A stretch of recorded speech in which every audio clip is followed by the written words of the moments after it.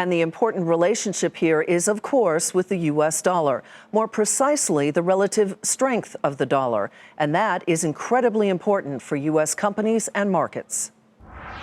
Think Caterpillar, ExxonMobil, Coca-Cola, or 3M. They're all U.S. companies that do lots of business overseas. If you're invested in multinationals, pay attention to the U.S. dollar. The stronger the dollar gets, the more of a country's currency it takes to buy products that are sold in dollars.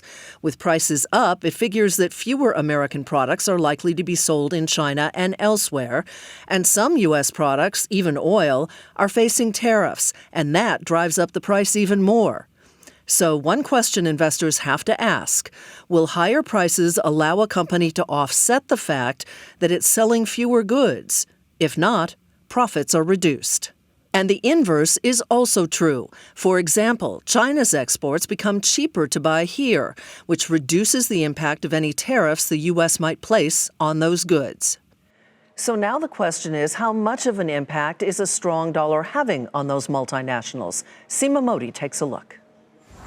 President Trump may want a weaker dollar, but with a record number of central banks cutting rates around the world in 2019, that's going to be a harder objective to achieve. Wall Street strategists are now betting that a stronger dollar will likely become a bigger pain for companies that make a large portion of their sales overseas, like consumer staples sector, which on average makes about 45% of their revenue outside the U.S. Analysts caution that if the dollar continues to strengthen, it could make American products less attractive to customers overseas, especially in emerging markets where the consumer tends to be more price sensitive. Multinationals could bring down the price of their products, but that could then impact profitability. In the first quarter, North American companies lost more than $23 billion due to the impact of currencies, the most in more than 3 years. And analysts say that number will likely go up in the second quarter. So far this earnings season, internationally exposed names like Kimberly-Clark, Procter & Gamble, General Mills have all cited the negative effect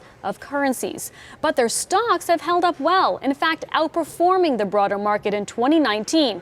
Investors say much of that has to do with these companies' appealing dividend yields. Dividend-paying names tend to be a little bit less volatile than the market, and they do offer stability in this type of situation. And just look for company-specific stories.